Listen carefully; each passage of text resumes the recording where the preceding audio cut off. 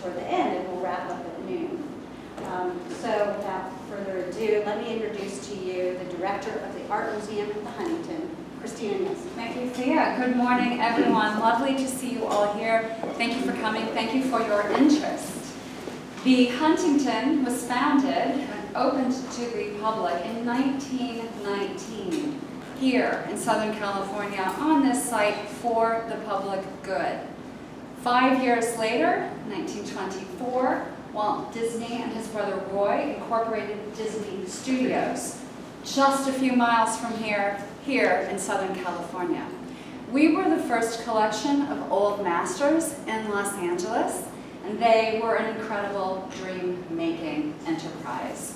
We are thrilled to have this exhibition here. It's the third venue. We're extremely grateful to the Metropolitan Museum of Art. We'll be hearing from Burchard in a few minutes. And co-organizing institution, the Wallace Collection in London. The show was received with great enthusiasm in both of those venues, and this morning we are in fact bringing it home. We're thrilled that we line up with the 100th anniversary of the incorporation of Disney. Here at the Huntington, we have an incredible collection of French 18th century decorative arts. Tapestries, furniture, ceramics. They're sometimes overshadowed by the 18th century English portraiture, the Grand Manner portraits in our Huntington Art Gallery. Blue Boy, I'm sure, is a name you've all known. But what you should also know is that Henry and Arabella were as passionate about French decorative arts as they were about British portraiture. In fact, Henry Huntington wooed Arabella by buying a set of Francois Boucher designed tapestries from the Royal Manufactory. They were the first big purchase of art he made prior to their marriage, and it worked. She accepted the proposal, and the rest is, as it were, history. We know that French decorative arts changed their lives, and we know that French decorative arts in the hands of incredibly talented Disney artists, inkers, and animators have changed the lives of us all. I see mouse ears this morning. I wore mine to bed every night for about a year after my first trip to Disneyland as a 9-year-old, and this show is incredible for showing the way that historic art, works of art several hundred years old, that were incredibly vivid and lavish in their own lifetime, in the hands of Disney Studios, became very lifelike once again. On the silver screen, this Rococo aesthetic and centuries-old French fairy tales burrowed deep into our individual and collective psyches. We're really, really grateful to a number of institutional lenders. The decorative arts that you'll see this morning are drawn primarily from Southern California venues. Ours, most specifically, we've got a few great loans from the Met. We're very thankful to the Met. But we're also grateful to the Getty. You'll see an incredible clock loan from them, and to our friends at LACMA. We also owe a huge debt of gratitude to a number of entities at Disney. The Walt Disney Animation Research Library, the Walt Disney Archives, Walt Disney Imagineering, we have Mona Lisa, thank you, and just inside, you'll see it in a few minutes, and the Walt Disney Family Museum. The show is the brainchild of Wolf Burchard and has been worked on tirelessly at this venue by Melinda McCurdy, our curator of British art, and I will turn over to her now to tell you more and introduce you to Wolf. Thanks again for coming. Well, thanks, Christina, and I'm so happy to see all of you here today. I grew up in Southern California. When we live here, Disney's all around us. We drive past the studio on the freeway. We go to Disneyland. We make a pilgrimage every year, especially if you have children. I went every year with my family. It was sort of in the water, in the air, maybe even in our DNA, those of us who are Southern Californians.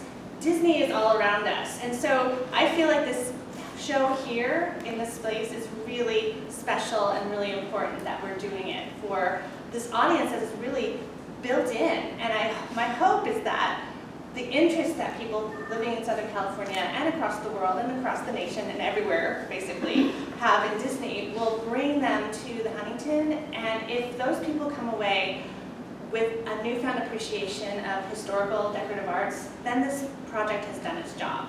This is a doorway in. It's a way to bring two very different art forms together, but have them speak to each other. And I'll have my colleague Wolf tell you a little bit more about that. But just, you know, for a curator here at the Huntington, it's so special to be able to see our objects, which are on view in our galleries normally, in a whole new context, and telling a whole new story. So I'm happy to answer questions about objects when we get in, but I just want to point out that we have some amazing pieces here in the exhibition. And one of them is this poster child, a gorgeous piece of Seb, which happened to be the poster child not only for our installation, but also at the Met and at the Wallace in London. So this object, this 18th century Seb potpourri vase, has become sort of an icon of the exhibition. And I'm very proud to say it's from the Huntington collection. And now I'm going to turn it over to my friend and colleague, Walt Burchard, who is the Associate Curator of Decorative Arts at the Metropolitan Museum of Art, to tell you more about how the exhibition came together and the themes. Thank you so much, Melinda, and welcome everyone. This is really enormously exciting to have you all here and to be able to share this exhibition with you. As both Melissa and Christina pointed out, this is a kind of homecoming. We're really sort of in Disney country, and in fact, this is the first museum exhibition devoted to Walt Disney in this part of the world since 1940, when the last show was mounted to mark the release of Fantasia. So this is really very special. I was asked to say a few words about the genesis of the exhibition and some of the main themes prior to us going through the exhibition together. I started thinking about this exhibition about 6 years ago. I'm a historian of the 17th and 18th centuries, and I was having dinner with two friends with whom I had done my PhD, two historians of the 18th century, and we were talking about all kinds of things, and we got onto the subject of hand-drawn animation, and I rather afflicted them with endless deliberations about the animation of Glenn Keane and Andreas Deja, and I really wouldn't stop until they stopped and said, and urged me and said, Wolf, you have to do a Disney exhibition. And I thought, I don't know. And then I started thinking about it, and here we are 6 years later at the Huntington to show this exhibition.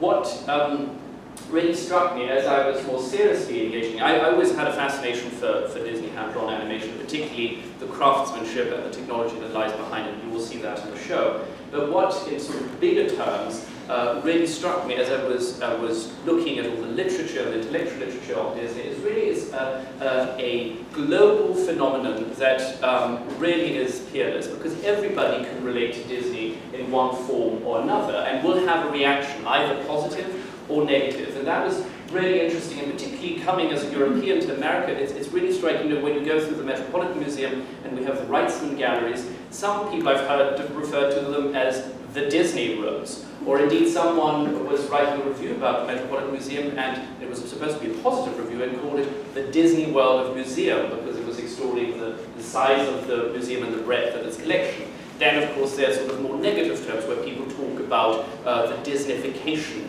of curatorial practice. And as I was talking to people about this exhibition, it was so striking to think, you always think you can somehow tell how people are going to react about the show. So, you know, coming from a relatively traditional world of curators and historians of decorative arts, there were quite a few people where I was slightly worried when telling them about the show, how they're going to react. And I was always amazed when they reacted really rather positively. Then there were others where I thought, oh, this is going to be a walk in the park, they're open-minded, etc. And then I was very surprised as to how reserved they were about the idea of this exhibition. So it's very difficult to judge. Now, so what this exhibition does is that it brings together two forms of artistic expression that may at first seem worlds apart. On the one hand, you have Disney hand-drawn animation made for large international audience, and then the other you have Rococo decorative works of art that are made for a small European elite.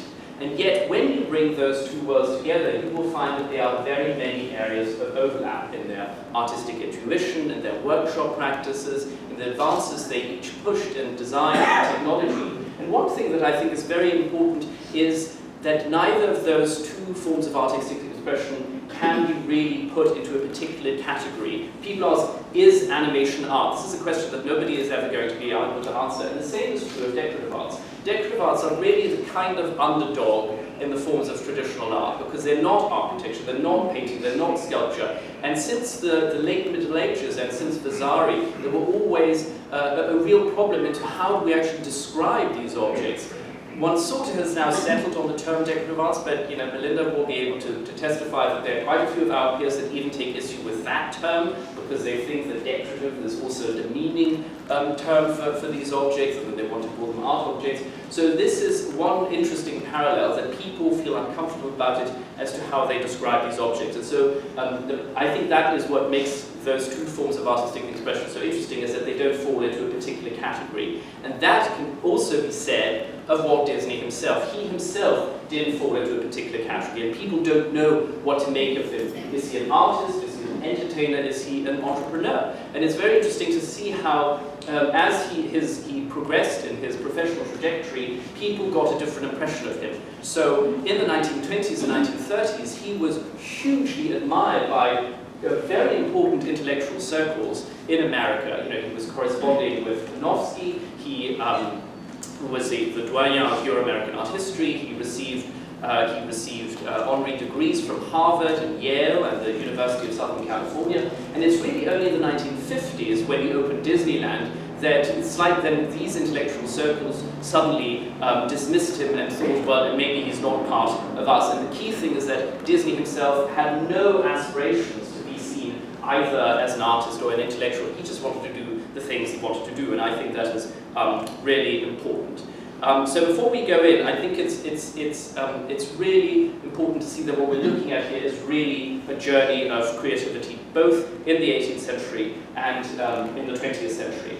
And one point that I want to make before we go in is that when we're thinking about source of inspiration, it would be wrong to assume that this exhibition is just about, this is a source of inspiration, this is what the Disney animators did, but that we're also drawing key parallels between the workshop practices, looking at how people worked together in the 18th century trying to deliver something like a vase such as this. People forget that it would have been 40 or 50 people involved in making a vase such as this, each with an individual set of skills working closely together, and that a Disney film is a product of, say, 800 people working together and overcoming the challenges of working together.